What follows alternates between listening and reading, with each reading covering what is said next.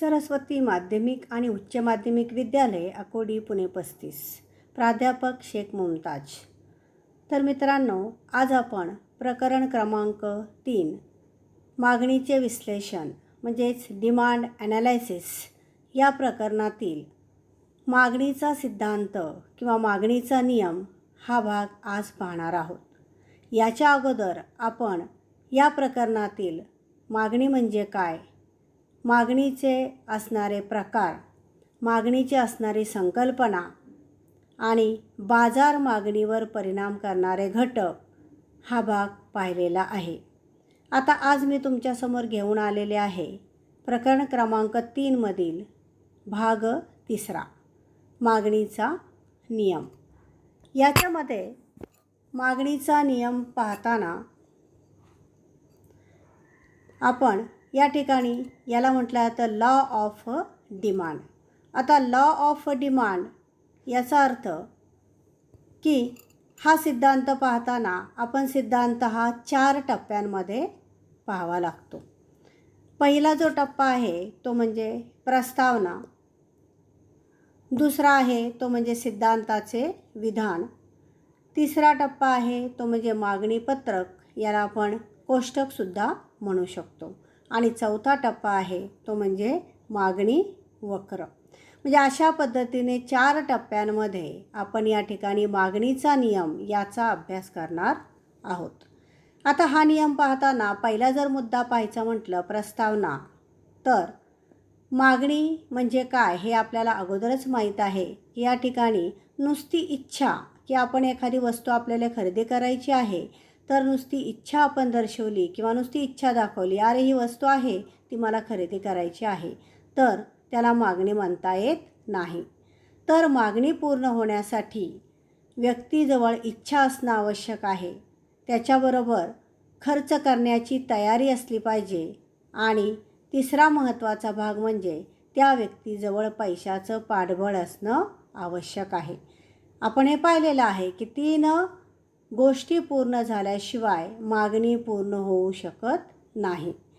याच्याही पुढे जाऊन जर आपल्याला पाहायचं म्हटलं तर या मागणीचा नियम हा डॉक्टर आल्फ्रेड मार्शल यांनी सन 1890मध्ये आपल्या अर्थशास्त्राची मूलतत्वे या ग्रंथामध्ये सांगितलेला आहे. आणि हा नियम सांगताना त्यांनी आपल्याला सांगितलं या ठिकाणी की मागणीचा नियम हा 2 गोष्टीवर अवलंबून असतो. 2 गोष्टी इथं महत्त्वाच्या आहेत.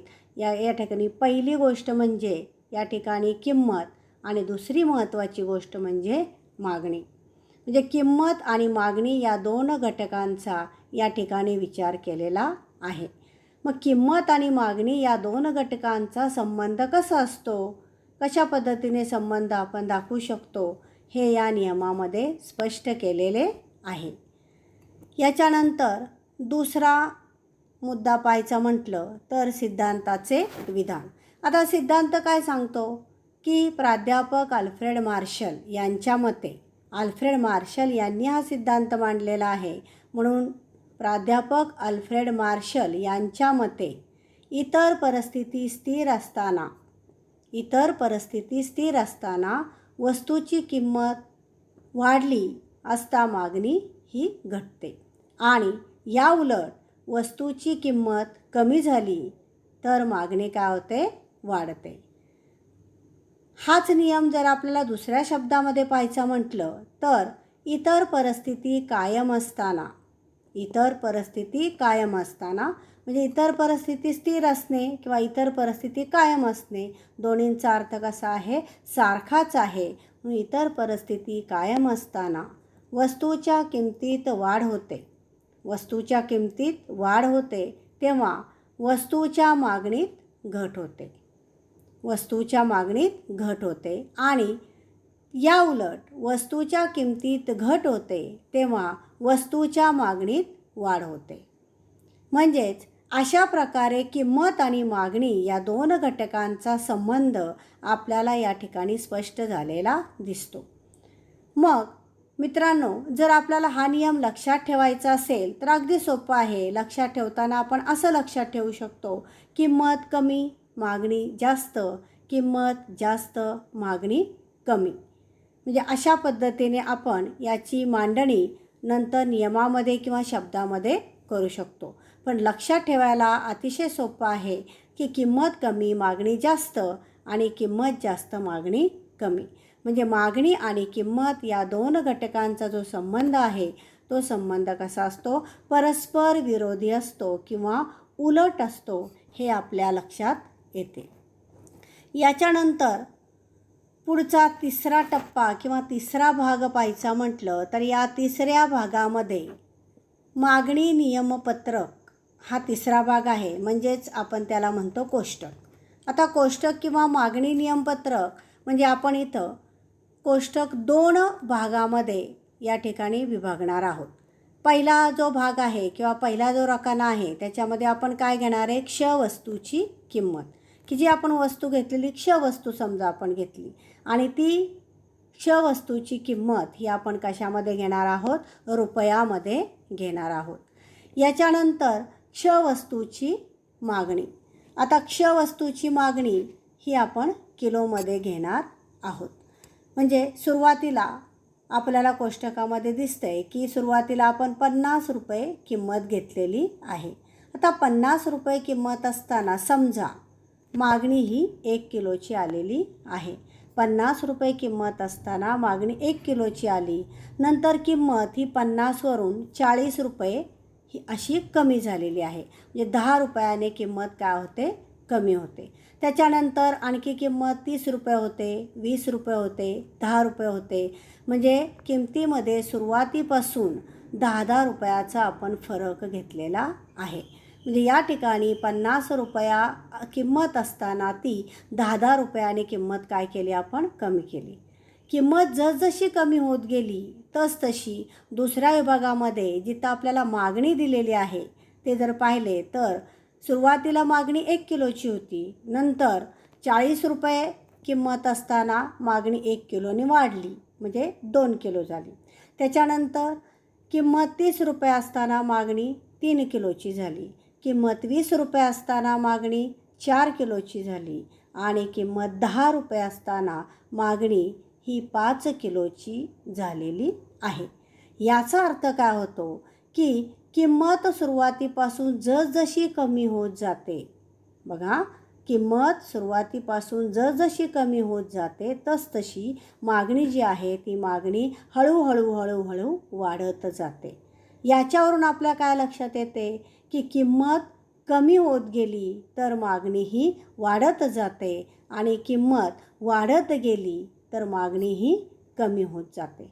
आता कोष्टक पाहिल्यानंतर आपल्याला जेव्हा आपण सिद्धांत स्पष्ट करतो परीक्षेमध्ये आल्यानंतर तेव्हा आपण काय करणार आहे की या कोष्टकाचे स्पष्टीकरण आपल्याला लिहावं लागतं.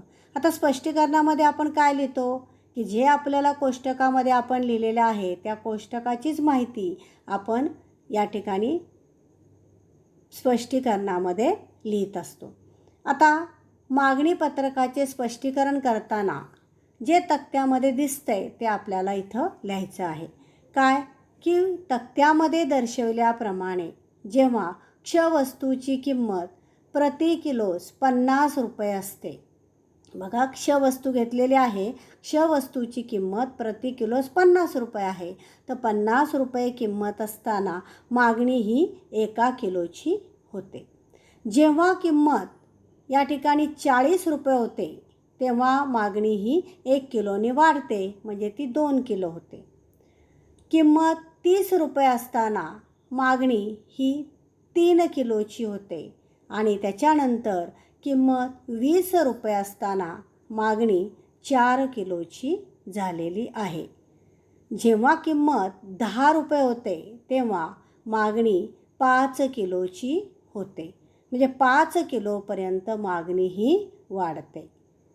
याचाच अर्थ असा की जसजशी किंमत या ठिकाणी कमी कमी होत गेली तसतशी मागणी या ठिकाणी वाढत गेलेली आपल्याला दिसते.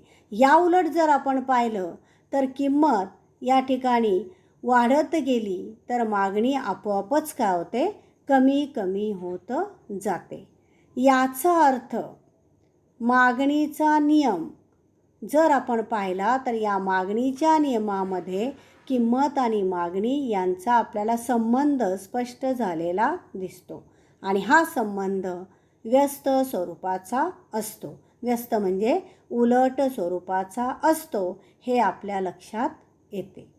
अशा पद्धतीने आपण तिसरा भाग म्हणजे मागणी नियमपत्रक किंवा त्याला म्हणतात कोष्टक तयार केलेलं आहे. त्याच्यानंतर चौथा भाग जे आहे तो चौथा भाग म्हणजे मागणी वक्र.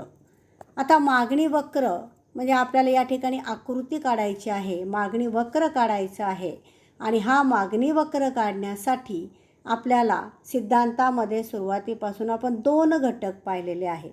पहिला म्हणजे मागणी जी किलोमध्ये असते आणि दुसरा घटक आहे तो म्हणजे किंमत, ती रुपयामध्ये असते. आणि अशा पद्धतीने मागणी आणि किंमत या दोन्ही घटकाचा संबंध हा व्यस्त स्वरूपाचा असतो हे आपल्या लक्षात येते. आणि अशा पद्धतीने जर इथं आपण पाहिलं तर क्ष अक्षावर आपण आडवा अक्ष घेणार आहोत. क्ष अक्ष, या क्ष अक्षावर आपण काय घेणार आहे, मागणी, ती म्हणजे किलोमध्ये. कशी, 1 किलो, 2 किलो, 3 किलो, 4 किलो आणि 5 किलो अशा पद्धतीने. म्हणजे 1 सेंटीमीटरमध्ये आपण इथं काय केलेलं आहे, 1 सेंटीमीटरमध्ये 1 किलोचं अंतर घेतलेलं आहे. म्हणजे जेव्हा आपण आकृती काढतो कोणत्याही सिद्धांतामध्ये तेव्हा आपण काय करायचं आहे, ज्या काही वस्तू आपण घेतो त्या वस्तू कुठे घ्यायच्या, नेहमी क्ष अक्षावर घ्यायच्या आहेत.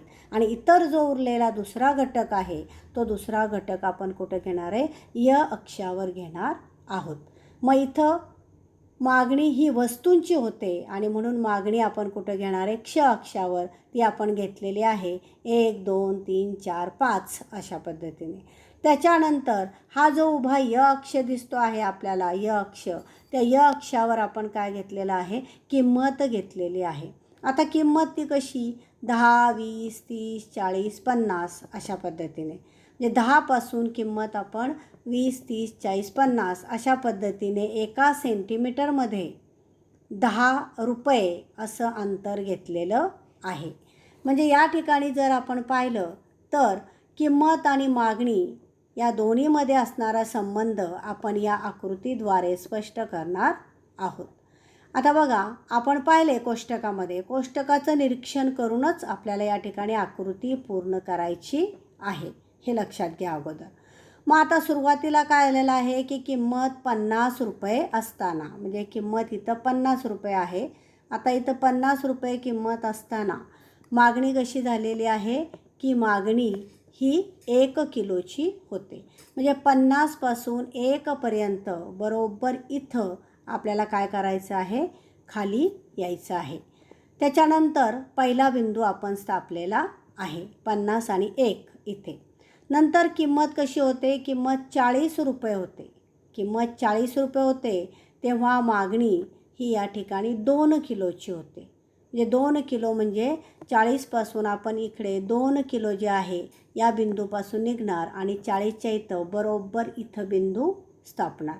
आता याच्यानंतर किंमत जेव्हा या ठिकाणी 40वरून 30 रुपये होते तेव्हा मागणी ही 3 किलोची झालेली आहे. म्हणजे 30 आणि 3 किलो याच्यामध्ये बरोबर आपण बिंदू स्थापणार आहोत. याच्यानंतर किंमत जेव्हा 20 रुपये होते तेव्हा मागणी ही या ठिकाणी 4 किलोची होते. म्हणजे 20 रुपये किंमत असताना मागणी 4 किलोची झालेली आहे. म्हणजे 20 आणि 4 याच्या बरोबर मधोमध आपण बिंदू स्थापणार आहोत. याच्यानंतर किंमत 10 रुपये झाली तर मागणी 5 किलोची येते. म्हणजे 10 रुपये आणि 5 किलो इथं मधोमध आपण बिंदू स्थापणार आहोत. आता हे सर्व बिंदू जर आपण पाहिले तर सर्व बिंदू एका सरळ रेषेत आलेले आपल्याला दिसतात. आणि मग हे जे बिंदू आहे, पहिला बिंदू जो 50च्या इथं आहे तो बिंदू आणि शेवटचा 5 किलोच्या इथं असणारा बिंदू, दोन्ही बिंदू आपण जोडले. दोन्ही बिंदू जोडल्यानंतर किंवा सर्व बिंदू जोडले तर सर्व बिंदू जोडल्यानंतर आपल्याला एक वक्र तयार झालेला दिसतो. आता हा वक्र कसा असतो, हा वक्र डावीकडून उजवीकडे म्हणजे खाली येणारा असतो. थोडक्यात खाली येणारा असतो. आता खाली येणारा म्हणजे काय की या ठिकाणी मागणी वक्र हा डावीकडून उजवीकडे उतरता असतो किंवा डावीकडून उजवीकडे खाली येणारा असतो. आणि मग आपण या वक्राला नाव दिलं, बिंदू पहिला म आणि शेवटचा बिंदू म, तर म हा वक्र तयार झालेला दिसतो. आणि हा वक्र काय असतो, मागणी वक्र असतो किंवा मागणी वक्र आहे हे आपल्याला सिद्ध होते. आता आकृती काढल्यानंतर तुम्हाला काय करायचं आहे, आकृतीचं स्पष्टीकरण लिहायचं आहे की आकृतीमध्ये तुम्हाला काय दिसतंय, तुम्ही कशा प्रकारची आकृती काढलेली आहे, आकृतीमध्ये काय घेतलेलं आहे आणि आकृती कशी आहे, आकृतीचं निरीक्षण किंवा आकृती काढल्यानंतर त्या आकृतीची माहिती तुम्हाला लिहावी लागते. आणि मग त्याला आपण म्हणतो आकृतीचं स्पष्टीकरण. आकृतीचं स्पष्टीकरण लिहिताना आपण व्यवस्थित आकृतीचं निरीक्षण केलं तर निरीक्षणावरूनच आपण स्पष्टीकरण लिहिणार आहोत. आकृतीमध्ये काय दिसते, क्ष अक्षावर आपण काय घेतले, वस्तूची मागणी घेतलेली आहे. म्हणजे क्ष अक्षावर वस्तूची मागणी आणि य अक्षावर काय घेतलेली आहे, किंमत घेतलेली आहे. म्हणजे य अक्षावर आपण या ठिकाणी किंमत घेतलेली. मग मागणी वक्र म हा मागणी वक्र आहे. आपण मागणी वक्राला नाव दिले म्हणजे मागणी वक्र म हा मागणी वक्र आहे.